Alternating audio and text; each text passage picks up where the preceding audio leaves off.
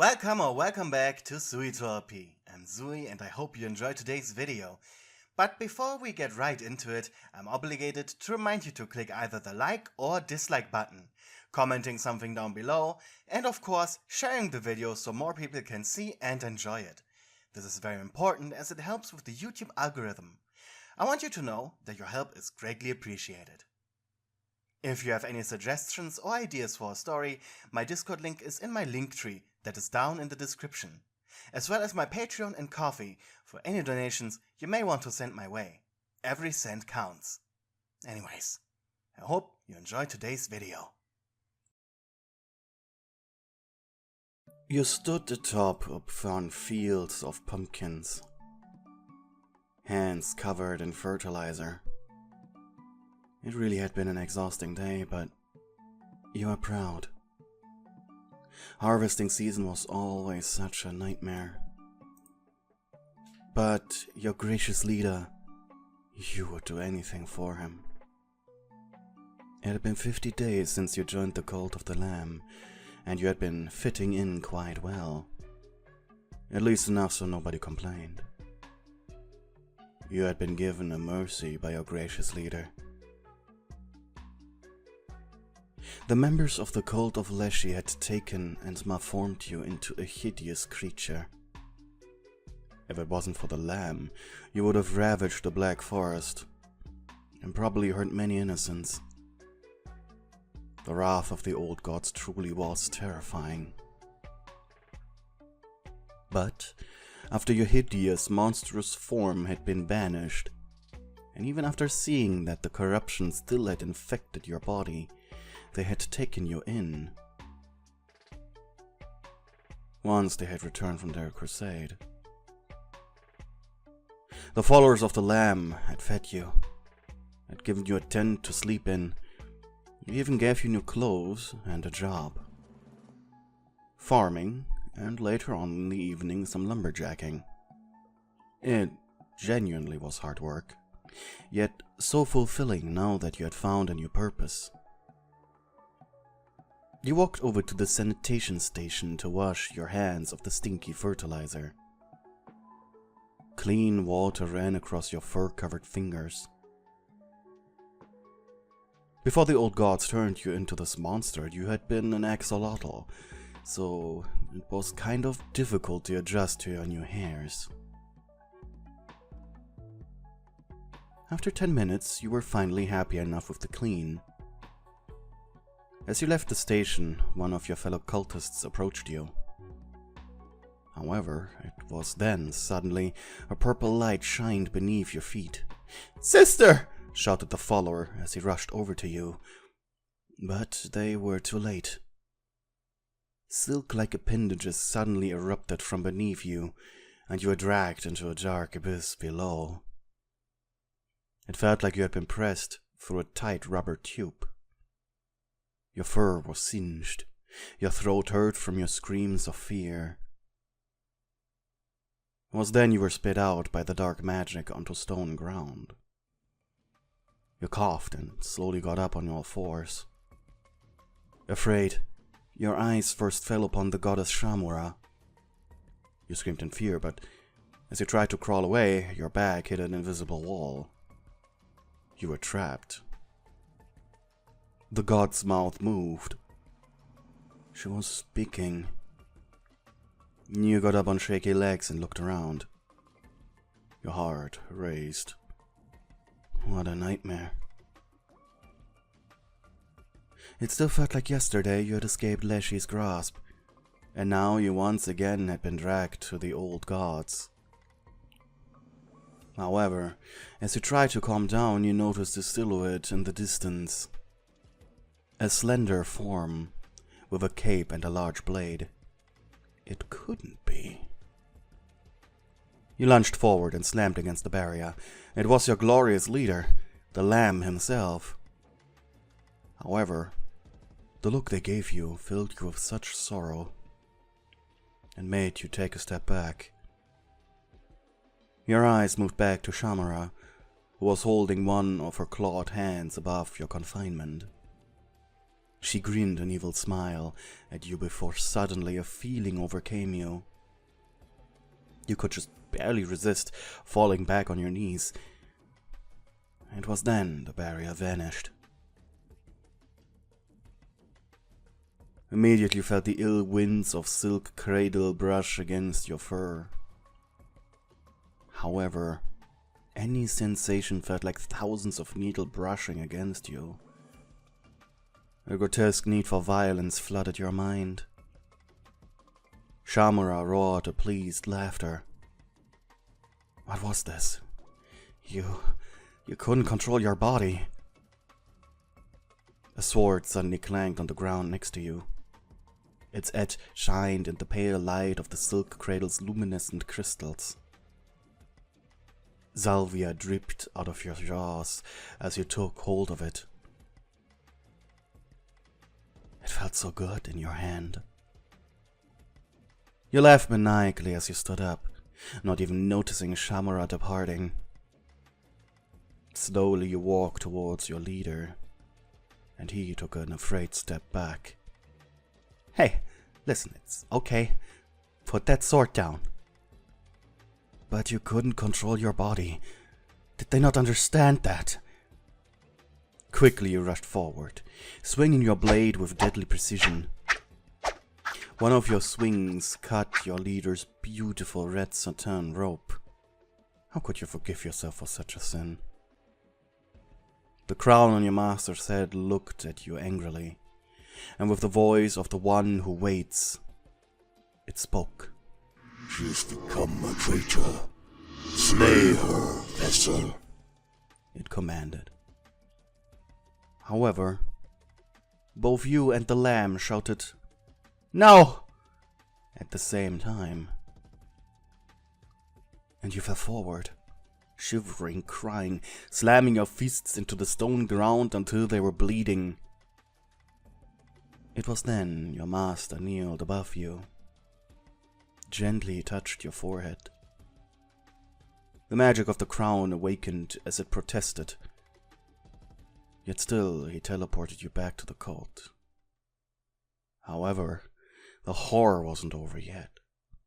As your fellow cultists gathered around you, or shivering, crying form, the curse of the Berserker that had been placed upon you was still not cleansed. And without warning, you grabbed the first cultist's wrist as they tried to comfort you.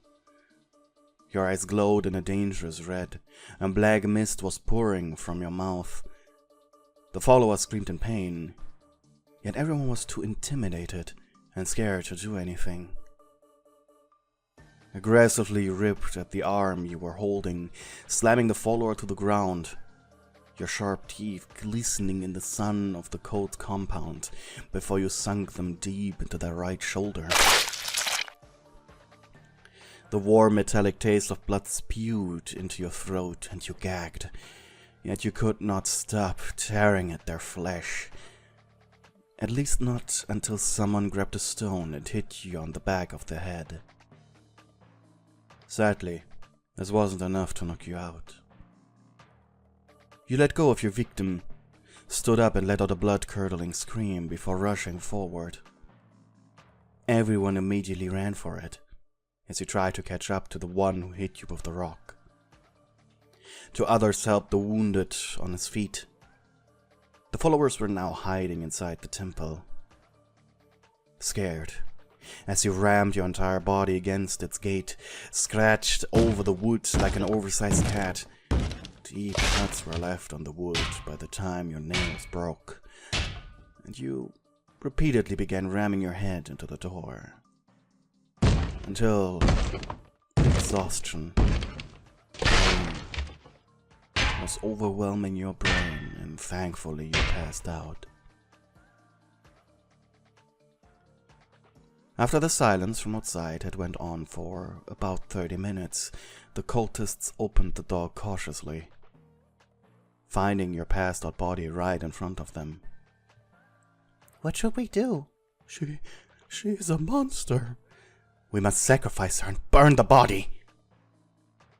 As the frightened men and women of the temple approached, the bleating of a sheep was heard across the compound. Your leader had returned from the crusade, his fur and sword covered in blood of the heretics.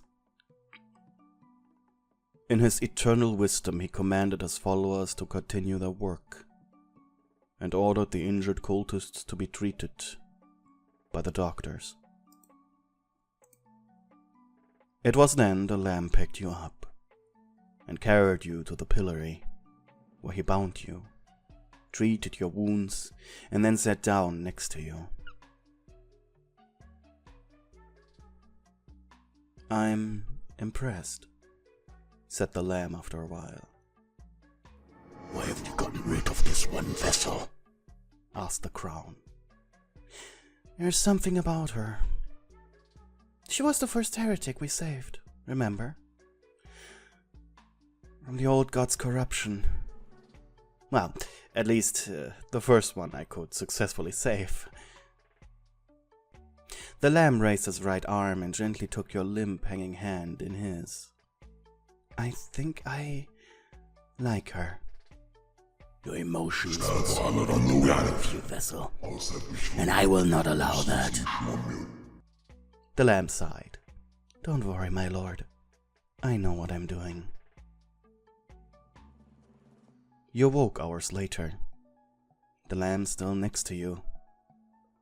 Your head hurt, your fingers were numb, yet still you felt it deep inside you. And the Lamb felt it too. You hushed weakly. "My sister, how do you feel?" He turned to look at you closely. You're barely clinging to consciousness, are you?" You exhaled in pain. "I feel it stirring." "Stirring?" "Wiggling, grasping, spouting, splashing innards, invoking, nailing, it never stops." You raised your head, bloody tears running out of your eyes. "It never stops the choking." Despite the horrors your master witnessed, this was a little much for him. Gently he placed a hand under your chin, lifting you to look at him. "I promise I'll find a way out. I'll treat you, okay?" "Flesh, innards, turning, you cried. He patted your head. "Just stay put, all right?" He smiled gently.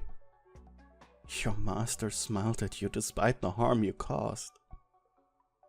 "I will tell the others to avoid going near you. I will return to you once I know how to deal with this. Understood?" You didn't respond. Just returned to your limb position.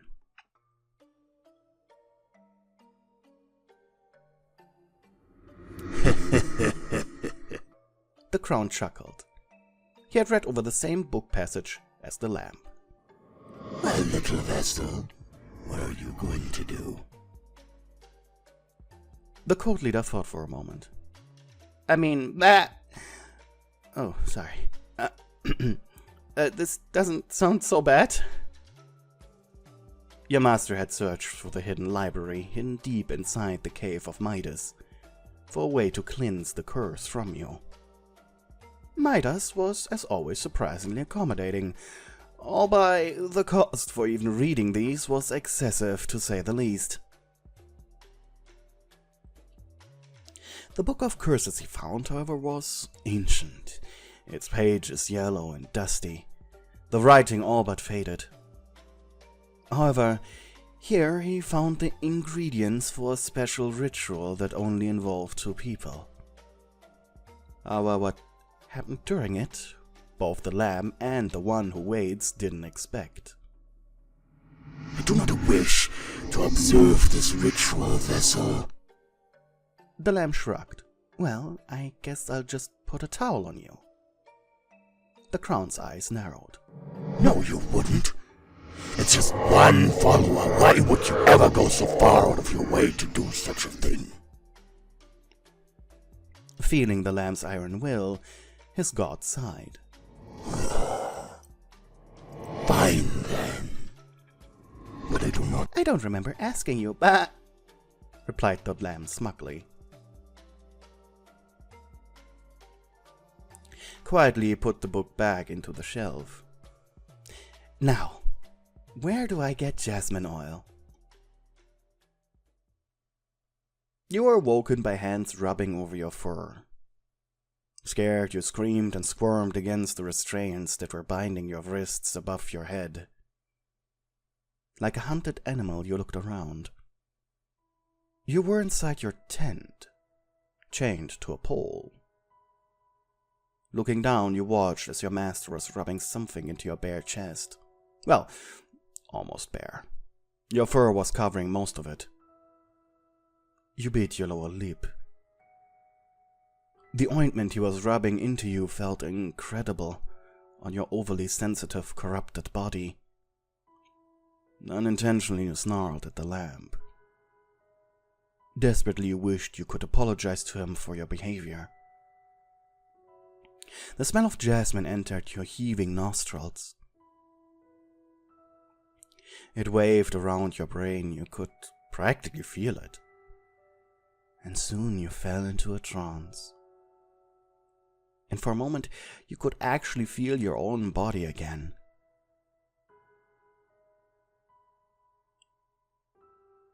The lamb raised his body to be on eye level with you. He smiled cheekily at you. So, how does it feel? You smiled, trying to reach him. You leaned forward, but the restraints, they kept you in place. Well, it seems like it's working so far, but we aren't done yet. Your eyes widened as you watched your leader open the button, holding his cape. Not understanding what he was about to do, you tilted your head sideways. And suddenly his hand gently caressed your left cheek. His face was slightly blushing. What is we going to do? Trust me, exercising this curse will be a very fun experience for the both of us. The lamb leaned forward, his lips first barely touching yours, before he gently pushed forward. The lamb's tongue touched yours.